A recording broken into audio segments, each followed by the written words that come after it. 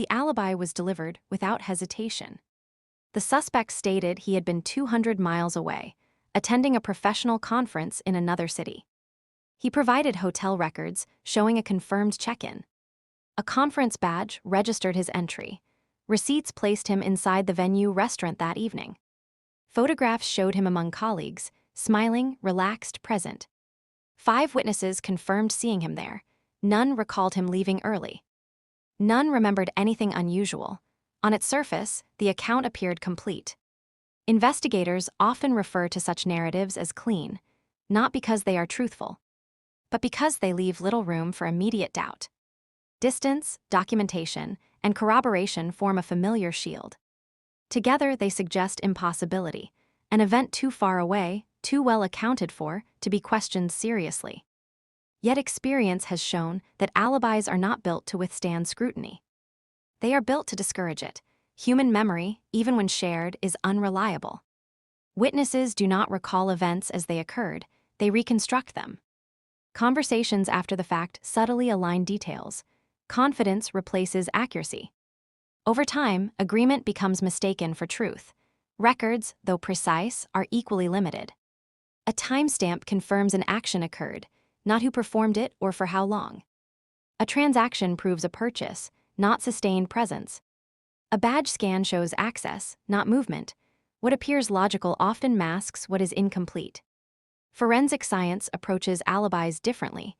It does not examine intention or confidence. It examines transfer.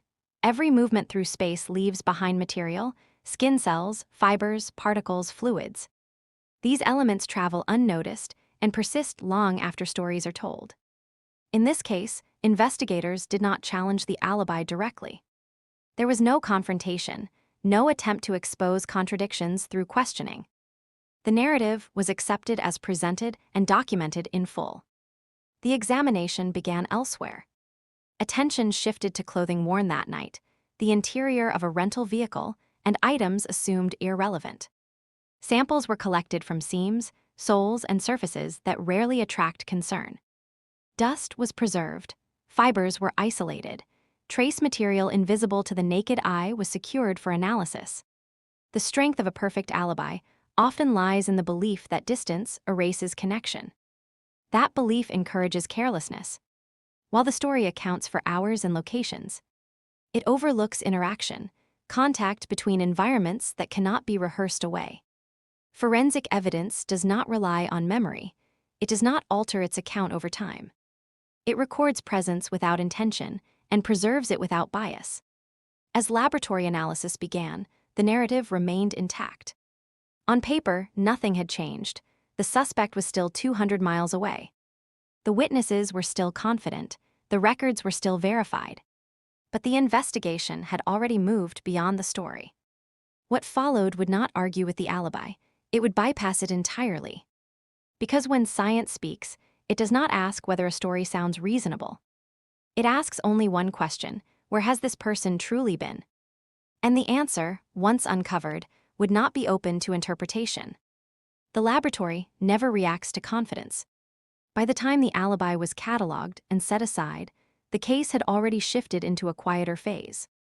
No raised voices, no dramatic confrontations. Just sealed evidence bags moving from one station to another, each carrying fragments of a truth no one had intended to reveal. The first results came from trace analysis. Fibers recovered from the suspect's jacket seam were microscopic, pale, and unremarkable in isolation. Under comparison, however, they showed a consistent composition and weave pattern matching the upholstery from the crime scene. Not a similar fabric, the same manufacturer, the same dye batch. A probability ratio that reduced coincidence to near zero. Transfer had occurred.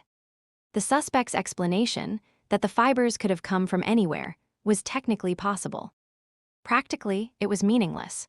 Forensic science does not deal in vague possibilities. It deals in likelihoods measured against known data. And the data suggested proximity, not distance. Soil particles found embedded in the grooves of the suspect's shoe sole told a similar story. Mineral content, moisture profile, and organic residue matched a narrow geographic area. an area that did not exist anywhere near the conference venue. The soil was distinctive, shaped by a local water table and decades of environmental conditions. It placed the wearer in a location they claimed never to have visited. The alibi still stood, but it was beginning to lean. DNA analysis followed. The sample recovered from beneath the suspect's fingernails was small, degraded, and initially overlooked. When amplified, it revealed a partial profile, not enough for a direct match, but sufficient for familial comparison.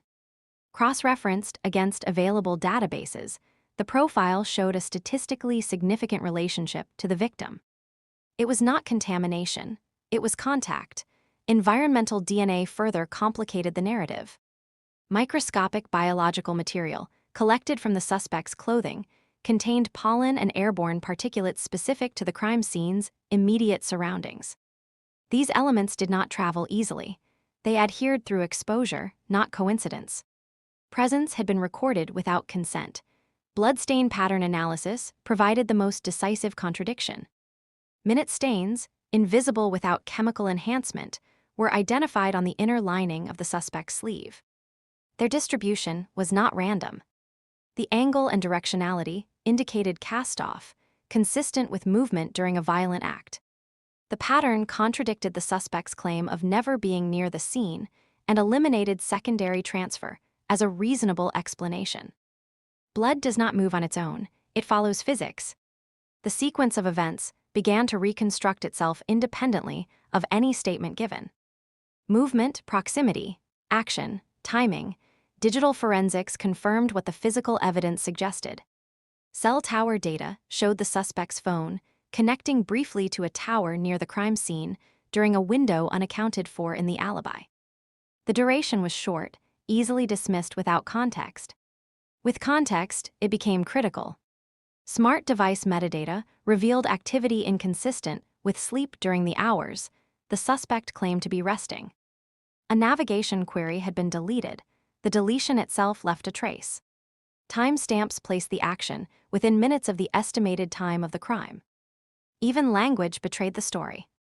Forensic linguistic analysis of text messages sent after the event revealed subtle shifts in syntax and phrasing. Increased formality, emotional distancing, a measurable change from the suspect's baseline communication style. These shifts were not proof of guilt, but they aligned with stress responses commonly observed following concealed involvement in violent incidents. Each finding alone could be challenged. Together, they formed convergence.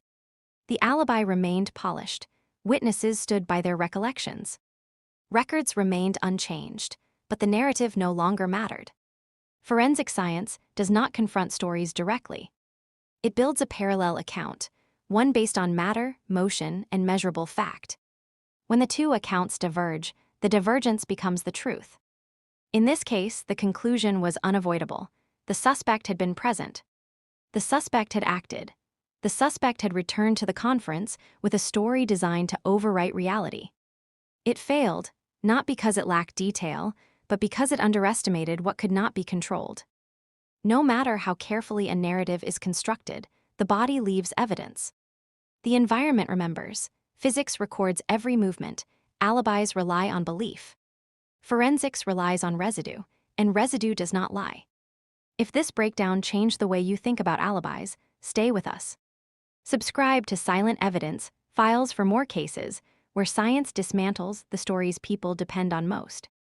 Like the video. Share it with someone who believes the perfect alibi exists, and join us next time.